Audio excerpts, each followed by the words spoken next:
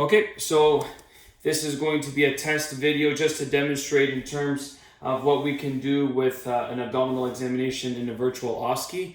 I have some spectators in the back. Alessandro and Valencia, say hello. Hello. So these are my children. I'm at home with them at the moment. Okay, so it's curious to sort of see what the visuals are like and how much you can actually see with this pillow. Actually, maybe that's a little bit better.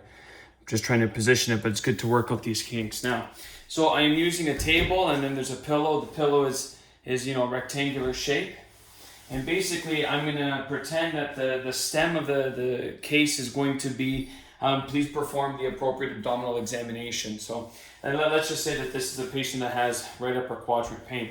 So we're about a minute in, and what I'll do is I'll just start as though I'm actually doing it, and I'm going to be recorded on video. So we'll pretend this is the start now. So normally what I would do is I would introduce myself. I would wash my hands. I would wash my hands to make sure that I am sanitized and clean. I would introduce myself to the patient, and I'd say, "Hi, my name is Jason. I am a first-year medical student, and I'm here today to perform an abdominal examination. Do I have your permission to do that?" Once I obtain consent and permission from the patient, then I would go on and do the examination. When I'm doing the examination, I'm going to articulate what I'm doing so that people are aware, or the assessor is aware of what I'm doing, but I'm also going to be communicating with the patient. And obviously, with a pillow instead of an actual human being, there's going to be some simulation happening, but that's okay. We want to get to the bulk of the actual physical exam. So in terms of positioning, I'm going to have the patient lay down. I'm going to do a general inspection. And when I do my general inspection, I really want to see if the patient is sick or not sick. I look at them, I get a sense of whether or not they're in distress. I get a general sense of their color. Do they look white, red, pink? Do they look like they're breathing more difficult than usual? And then I also want to get a sense of what the vitals are, right? So the blood pressure, O2 saturations, respiratory rate, whether or not they're feverish, and their actual heart rate, if I said that. Assuming all the vitals are normal, I would go then to do an inspection of the actual abdomen itself. And I normally use like SEADS, S-E-A-D-S, and that applies somewhat to the abdominal exam. So to see if there's actual scarring. E is for erythema, to get a sense if there's like different discoloration, whether it's bruising or like a Cullen sign or different things that can actually happen in the abdomen with regards to discoloration.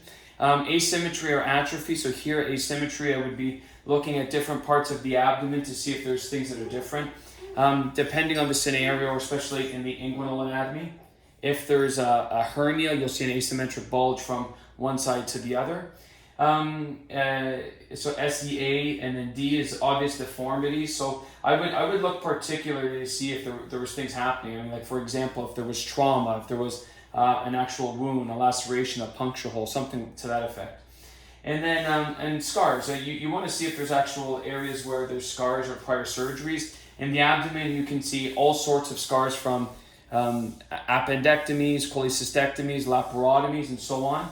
And they can be from laparotomy, or they can be from laparoscopic. Where are you going? You gonna go to the family room? Okay. Now, once I've done my general inspection, and that would be for the abdomen itself as well as the inguinal area, and for the purpose of this exam, I won't go down into the pelvis. So just for orientation, the head will be over here, and then the pelvis or the legs would be on this side here. And I think I'm doing it in such a way that the camera can see me as well. So I'm now going to start with, I did my inspection, I'm going to go on with my percussion. And basically with what I would do with percussing, well, interesting, you can almost hear it. I would go around and I would percuss. I would compress the cutaneous and subcutaneous tissue. And I would try to hear for tympanic versus dull. And I would basically try to cover all the different areas of the abdomen, and I'm percussing in such a way that I'm using my middle finger and my two middle fingers actually as I'm going around. And I think you can see that sort of okay. Maybe it's tough to appreciate where I'm going. But I would try to cover the entire abdomen, and I would compare bilaterally. There are a few special tests that you can do with percussion, especially as it relates to ascites, but I'm going to hold off that right now just for the moment. Yes? Okay. The next thing I'm going to do is a palpation. So I'm going to start with the light palpation. I'm going to engage the patient and try to see if they're in any pain.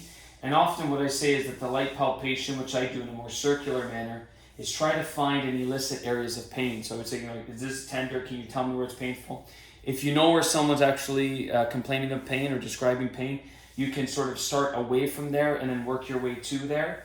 And if everything else seems pretty benign, once you get to the area of pain, you can just try to pinpoint it a little bit better. And that would be with a single hand and light palpation. And I think you can, even from the video, you can probably see how much pressure I'm putting. I would do the 4 quadrants for sure, and then the umbilical area, and consider the inguinal areas as well. And then I would go on to a deeper palpation, which I would use with 2 hands. And for here, I want to see if you can feel actual abnormalities, even something like an aortic abdominal pulsation. If you're thinking about a AAA or dissection or different pathology that can happen with the actual aorta. You can feel down in the right lower quadrant as well, and when you push there, that's the classic McBurney's, 1/3 the distance from the ASIS to the umbilicus. A deeper palpation is also appropriate for Murphy's sign. You would get them to take a big inspiration, and then you push in, mid-clavicular line under the costal margin, you push superiorly, and if there's cessation of breathing during that deep inspiration, then it might mean a positive Murphy's from a gallbladder-related pathology, right? And then you can also look for rebound and Romsings. After the actual palpation, I would get into auscultation. I would test my stethoscope to make sure it's working, and I would basically do the 4 different quadrants. I would listen for bowel sounds. I would try to compare bilaterally. If I do hear bowel sounds, what I want to do is stay there for maybe 30 seconds. I mean, ideally 30 to 60 seconds to ensure that I hear them, and then I would go to all the different quadrants. In addition, so once we get past some general stuff, we can talk about the palpation and percussion of the spleen to see if there's splenomegaly. We would get into things like Castell's and Trobe space, and a palpation which would start in the right lower quadrant and work up to the left upper quadrant. We can talk about percussing the liver span and the different marks. And I'm just curious to see what it looks like as we're doing it there. And then we can get into a few other special tests. So I think overall, from my experience doing this, it looks okay. The view, I feel like towards the left side of the patient, there's probably some limitations in terms of what you can actually see. And you're hungry? Okay, give me 1 second, I'm almost done. And then, if you get distractions coming in and out. So, okay, I guess that's a good start, and we can go from there.